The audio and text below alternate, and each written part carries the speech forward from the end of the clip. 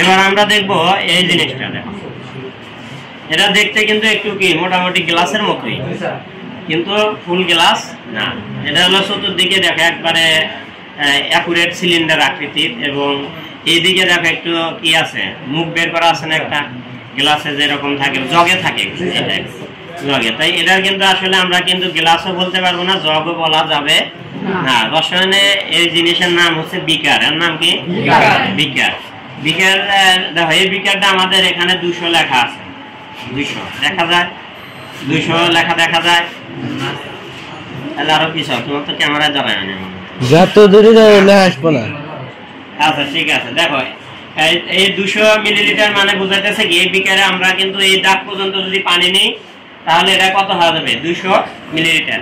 এটা এখানে 200 পর্যন্ত কাটা আছে, কিন্তু এটা সর্বোচ্চ মাপা যায় কত? 250 মিলিলিটার পর্যন্ত। পুরোটা যদি নাও তাহলে এটা কত? 250 মিলিলিটার। এরকম এটার কিন্তু আরো বড়টাও পাওয়া যায়, যেমন এটা আছে দেখো, এটা 500। এটা কত? 500 মিলিলিটার। এটা তার মানে তোমরা যদি আমি বাস্তবে বোঝাই, ধরো আমি একটা ধরো সাবানি তৈরি করবো, তাহলে সেই ক্ষেত্রে প্রথমে ল্যাবরেটরিতে অল্প পরিমাণে করা লাগে, তখন আমি প্রথম পাত্র হিসাবে আগে এটা সিলেক্ট করবো বিকার। বিকারের ভিতরে অন্য কিছু নিয়ে অ্যাড করে দেবো, যাতে পুরা আমার হ্যান্ড ওয়াশ তৈরি করে আর শ্যাম্পু করি সাবান করি, সেটা যাতে এর ভিতরে একটা স্যাম্পল তৈরি হয়। স্যাম্পল মানে বোঝো, মানে অল্প পরিসরে প্রথমে করা, চেক আপ করা, পরীক্ষা নিরীক্ষা করা, তারপরে এটাকে আমরা বৃহৎ আকারে পরে ছাড়বো যে আসলে আমাদের ঠিক হচ্ছে কিনা, তাই না? পরীক্ষা নিরীক্ষা করে যদি আমরা সফল হই তারপরে বড় পরিসরে এটা তৈরি করা যাবে।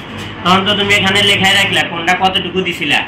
ধরো আমার সাপোজ 10 গ্রাম পানির মধ্যে যদি তুমি দাও 5 গ্রাম একটা জিনিস অ্যাড করলে, ধরো লবণ দিলাম, যেমন হ্যান্ড ওয়াশ তৈরিতে লবণ লাগে, সোডিয়াম ক্লোরাইড দেওয়া লাগে। ধরো সাপোজ ধরে নিলাম যে ওটার পানির যদি আমার 200 মিলিলিটার লাগে, ওর মধ্যে লবণ লাগতেছে 5 গ্রাম, ক্লিয়ার? তাহলে এটা যদি আমি 1000-এর জন্য করি তাহলে কনভার্ট করে নিতে পারবে না। 200-র জন্য যদি 5 গ্রাম লাগে তাহলে 1000-এর জন্য কত লাগে, তখন আমাদের ওইটুকু লবণ তখন অ্যাড করতে হবে। সেটা ক্লিয়ার? তাহলে এটার নাম আমরা শিখলাম কি বলো? বিকার। তারপরে এটার নাম